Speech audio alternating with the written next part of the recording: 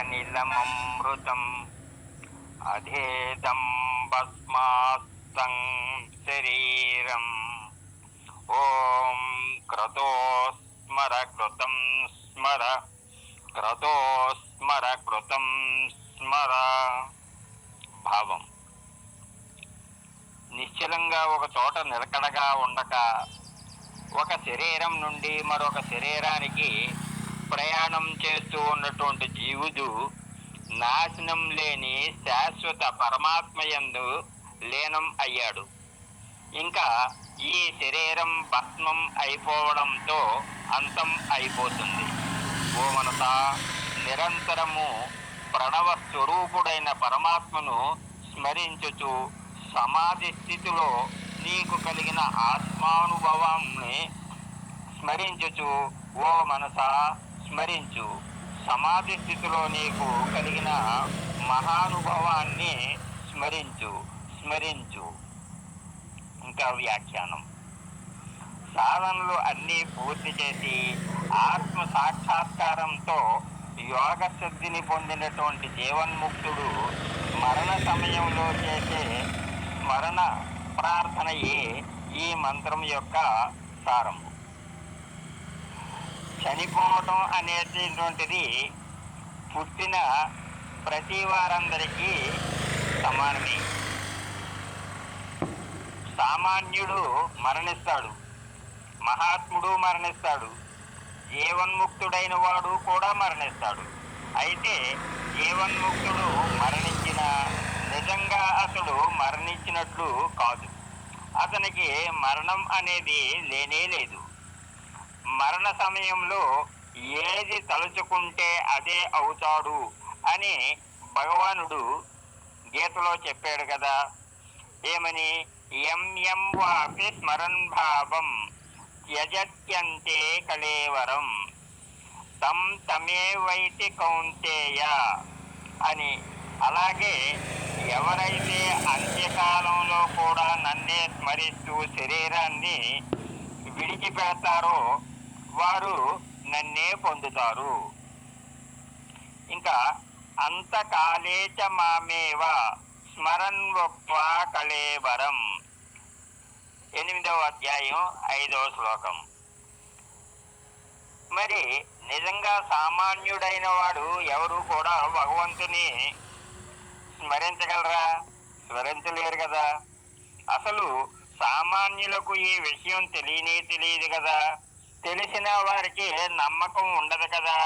ఒకవేళ నమ్మినా స్వార్థంతో ఆలోచిస్తారు కనుక ఆచరణ చేయలేరు. వారు జీవితం అంతా ఏవేవో భౌతిక కోరికలతో ఉంటారు.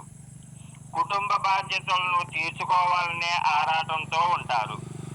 వీటి కోసం ఏదో చేయాలనే సంకల్పాలు చేసుకుంటూ ఉంటారు. వీటికి తోడుగా జన్మల నుండి సంపాదించుకొని కూడబెట్టుకుని తెచ్చుకున్నటువంటి కర్మఫలాలు మూట ఉంటుంది. ఈ శరీరాన్ని విడిచిపెట్టే సమయంలో ఆ సంచిత కర్మలలో నుండి పక్వానికి వచ్చిన ప్రారబ్ధ కర్మ ఫలాలను అనుభవించటానికి శరీరం వదిలే సమయంలో నీకు ఉండే ప్రబలమైన కోరికలను తీర్చుకోవడానికి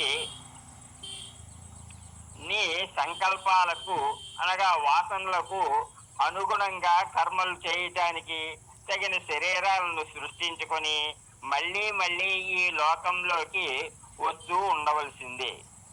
అయితే జీవన్ముక్తుడికి ఈ రహస్యం తెలుసు. అతడు కూడా ఇంతకు ముందు ఎన్నో జన్మలు ఎత్తాడు. పుడుతూ చస్తూ ఉన్నటువంటి వాడే. అనేక జంతు జన్మలను కూడా ఎత్తాడు. కర్మల ఫలాలను అనుభవించి ఖర్చు చేసుకున్నాడు. ఇంకా ఈ జన్మలో కర్మలు చేసిన వాసనలు ఖర్చులు చేసుకున్నాడు. అలాగే మానవ జన్మ ఎత్తి కర్మఫలాలను అనుభవించి ఖర్చు చేసుకోవటమే కాక సమస్త సంచిత మానవ జన్మ ఎత్తి కర్మఫలాలు అనుభవించి కర్మ చేసుకోవటమే కాక సమస్త సంచిత కర్మలను దగ్ధం చేసుకొనుటకు ఆత్మజ్ఞానాన్ని పొందాలని ఏ మహాత్ముని ద్వారానో తెలుసుకొని అట్టి ఆత్మజ్ఞానాన్ని పొందటానికి సాధనలు చేయటానికి ఒక మానవ జన్మను ఉపయోగించుకున్నాడు. అంటే అతడి దశ మారింది. ఆ సాధనా మార్గంలో అతడికి ఒకటి తర్వాత ఒకటి ఉత్తమ మానవ జన్మలు లభించినవి. ఆ జన్మల్లో సద్గురువులు లభించారు.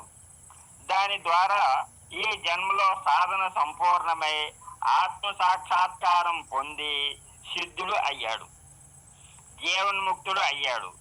సమస్త కర్మలు దగ్ధం అయిపోయినవి.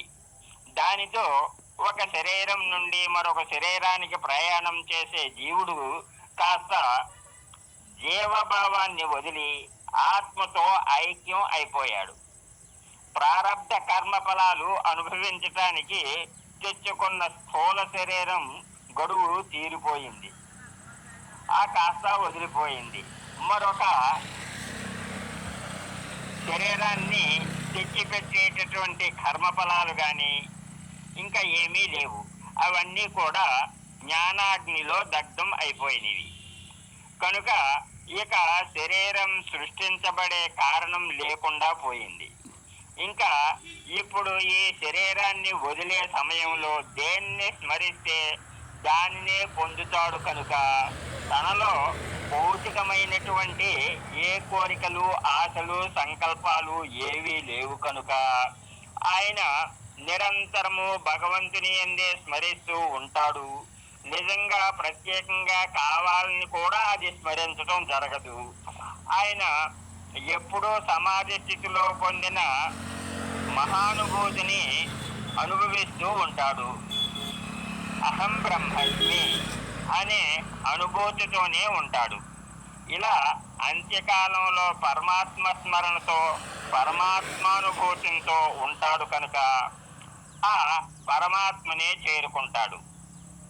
ఇప్పుడు అతనికి ఏ ఆలోచనలు లేవు, ఏ సంకల్పాలు లేవు, ఏ కర్మఫలాలు లేవు. ఎప్పుడో సంబంధాన్ని తెంచుకున్న శరీరాన్ని కూడా విడిచిపెట్టాడు. పరమాత్మానుభూతితో పరమాత్మగా మిగిలాడు. దీనినే విదేహముక్తి అని అంటారు. ఇంతవరకు పరమాత్మ వైపు తిరిగిన శిష్యునికి సద్గురువు ఉపనిషత్తును బోధించి ముగించాడు. మోక్షప్రాప్తిని పొందే విధానాన్ని తెలియజేశాడు. అందుకే ఒకే వాక్యం 2 సార్లు పలకటం కూడా ఉపనిషత్తుల యొక్క అధ్యయనం చేయటం. పూర్తి చేసిన గురు శిష్యులు తమను సన్మార్గం వైపు నడిపించమని ప్రార్థన చేస్తూ 18వ మంత్రంలో ముగిస్తూ ఉన్నారు. బోధన పూర్తి అయిందే కానీ సాధన పూర్తి కాలేదు. అందుకే ప్రార్థన చేయటం జరుగుతూ ఉన్నది. భవతు సర్వమంగళం, భవతు సర్వమంగళం.